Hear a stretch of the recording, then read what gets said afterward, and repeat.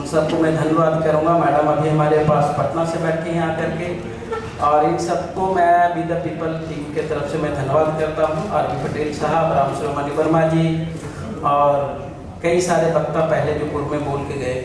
प्रश्न है कि हम लोग जातिगत जनगणना क्यों कराना चाहते हैं और इसको रोक कौन रहा है, क्यों कराना चाहते हैं। मैंने कुछ हाईलाइट किया है वीडियो में, क्योंकि ये मेरी क्रिएशन है थोड़ी सी, तो इसमें मैं आप लोग को बताना चाहता हूँ कि ये सत्ता पाठ जब तक हम लोग नहीं पाएंगे तब तक ये हनन होते रहेगा, क्योंकि हर चीज बनता है लेजिस्लेचर के अंदर। जो सत्ता में आ जाते हैं, जिसने संख्या में आते हैं, वो दूसरे की संख्या को ध्यान में नहीं रखते, वो अपनी संख्या से देखते हैं। दूसरा, कैबिनेट मंत्री बनने से पहले हमारे एमपी होने चाहिए जो ओबीसी, एससी, एसटी आरक्षित कोटे से होने चाहिए, जिससे उनको समझ में आए कि मैं आरक्षण कोटे से आया हूं और उसको मार्गदर्शन करके अपने चीजों को रखवा।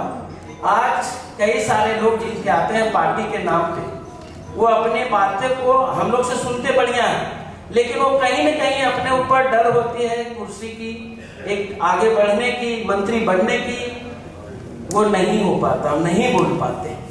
इसलिए हम लोग खुद ताकतवर बनना चाहते हैं कि जब तक हमारी संख्या नहीं आएगी तब तक हमें कोई भी अपना हक नहीं दे पाएगा। तो ये तो बहाना है कि जातिगत जनगणना कराने का। मेन जो है कि उद्योगपति कैसे बना जाए, एमपी कैसे बना जाए, एमपी बने तो मंत्री कैसे बना जाए, और ये आपके पास जब आंकड़ा होगा, जनता होगा। आज बहुत सारे लोग दिल्ली के चुनाव में भी बहुत रिकॉर्ड मतों से जीते। क्यों जीते? यहाँ कोई फैक्टर नहीं था, यहाँ पे कोई जाति नहीं था, कुछ विकास था, कुछ अपना जो कि मंदिर मस्जिद जैसे मुद्दे थे, इन सब के ऊपर है जो कि लोगों ने वोट किया और लोगों ने दो ही पार्टी, तीसरा चौथा जो निर्दलीय और अलग अलग लोग जो वोट लेते थे वो गायब हो गए, क्योंकि दो ही मुद्दा हमारे पास था। तो इन सब चीज को सत्ता तक कैसे पहुंचा जाए, उसका एक सबसे बेस्ट सीढ़ी है, जिसके अंदर हम लोग ने ये करीब करीब 9-10 पॉइंट बनाया है। 5 program be the people Constitution Club में हुआ, उसमें हम लोग का ये मैं समझता हूँ कि ये लास्ट प्रोग्राम है, क्योंकि 1 अप्रैल से जातिगत जनगणना शुरुआत हो जाएगी। और मैं आप सबसे एक शब्द और बोलूंगा कि सबसे पहले नंबर माननीय मुख्यमंत्री बिहार सरकार, जो सबके समर्थन से उन्होंने पारित किया है अपना सदन में, उनके लिए एक बार जोरदार तालियों के नाम से होना चाहिए। उनके कई सारे लोग आगामी तक नहीं पहुंच पाए हैं। अब कई सारे न्यूज चैनल में ये भी आया कि भाई इसके खाका बन चुका है, प्रिंट मीडिया ने प्रिंट कर चुका है, और ये पॉसिबल नहीं है। ऐसा ही 2011 में भी हुआ था, जब जातिगत जनगणना होना था, या जो भी जिस तरह से खाका बना, वो खाका अभी तक हमारे पास नहीं उपलब्ध हो पाई है। ये कौन है जो रोकना चाहता है? ये आप लोग जान लीजिए, वो वही लोग हैं जो सत्ता में ब्यूरोक्रेसी के उच्च पद पे बैठे हैं।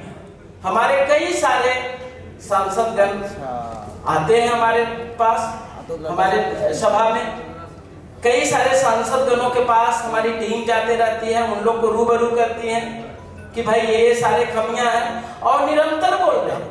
एक नहीं, कम से कम 50 सांसद हैं जो निरंतर सवाल उठाया है कि भाई जातिगत जनगणना होना चाहिए। कोई उठा रहे हैं कि रोस्टर पॉइंट हटना चाहिए, कोई उठा रहे हैं कि क्रीमी लेयर हटना चाहिए, क्रीमी लेयर का मापदंड नहीं होनी चाहिए। लेकिन बावजूद हमारे संसद को यह समझा जाता है कि ये तो चलो हमारे ही टुकड़ों पे है, उनकी बात नहीं मानी जाती है।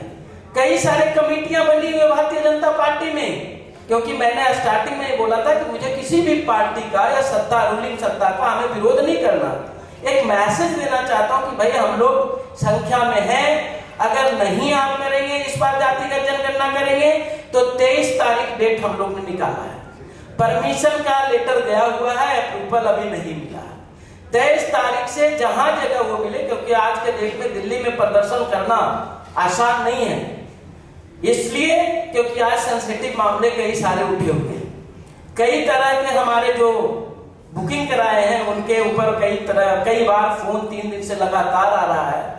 ज्यादा संख्या में लोगों को नहीं पहुंचने की भी उन लोग ने अपील की है। मैं आपको बता दूं, मेरे पास भी कल से कम 7-8 कॉल आया। हमने बहुत सारे लोग को बोला नहीं, 1-2 बस आने थे बुराड़ी से, मैंने मना कर दिया कि जगह नहीं है, 100-200 आदमी का है, 100-200 आदमी आ जाते हैं। रमेश नगर से आने वाले थे, मैं उनका धन्यवाद करूंगा, कई सारे लोग हमारे आके बैठे हैं। हमारे बीच में सुंदर जी भी हैं, इनका भी एक बस की बात कर रहे थे और काफी अच्छे ये लोग हैं जो कि कार्य करते रहते हैं बुराड़ी में और अलग अलग कॉलोनियों में। हमारे विजेंद्र जी बहुत अच्छे हैं, इनके भी तरफ से पीछे काफी सारे संख्या में लोग मावलंकर में उपलब्ध हुए थे। मावलंकर इनोवेशन है, इसलिए हम लोग इस बार छोटे प्रोग्राम कर दिए और कई माननीय गण को हमने अभी भी कहा कि कोई लाने की जरूरत नहीं है। तो लेकिन हम लोग जब एक आवाज उठा रहे हैं तो इस हमें उठाना पड़ेगा इस मुद्दे को। माननीय सांसद गण को रेगुलर रूप से जितने भी दोनों सदन के सांसद हैं उन सबको हमारा है जो कि चिट्ठी पत्री जा रहा है, वो अपने अपने मुद्दे अपने अपने तरीके से उठा भी रहे हैं। अब हमारा जो पॉइंट है जातिगत जनगणना पे, तो कई सारे लोग ने बताया, जो मेन टेक्निकल डाटा हमारा है कि 10 लाख करोड़ की घाटा जो कॉन्ट्रेक्चुअल लेवल पे बहाल होंगे, कंप्यूटर ऑपरेटर पे, ऑफिस बॉय के रूप में। जो कॉन्ट्रेक्चुअल है वो करोड़ों रुपए की रिश्वत या जो भी कह करके उसको दिया जाता, हम लोग पावरफुल नहीं है, इसलिए ये आउटस्टैंडिंग होना चाहिए इनके लिए। कई बार हम लोग इनसे मिले भी हैं, मैंने जैसा कि बोला कि मुझे किसी भी पार्टी से गुरेज नहीं है, बी द पीपल कोई पार्टी के लिए काम नहीं कर रही है। अब प्रश्न है कि हमारे पास 10 लाख करोड़ की नुकसान कैसे है। जैसा कि मैं अभी पूछ रहा था कि हमारे ही भाई बंधु के घर में हमारा ही बेटा, हमारा ही भाई दिल्ली सरकार, केंद्र सरकार में वर्क कर रहे हैं, वो ठेकेदार के थ्रू है। 2-4 हजार पेज भी काट लिए जाते हैं। मैं मोटा मोटा, क्योंकि ये 5 पेज का दस्तावेज है, किन्हीं को चाहिए तो मैं उनको मेल कर सकता हूँ, व्हाट्सएप पे कर सकता हूँ, ये पूरी डाटा है। इसके अंदर जैसा कि अभी हमारे एंकर महोदय भी बोल रहे थे कि 17,000 20,000 की संख्या में लोगों को पाते हैं, कंटेक्चुअल लेवल पे अपॉइंटमेंट की जाती है।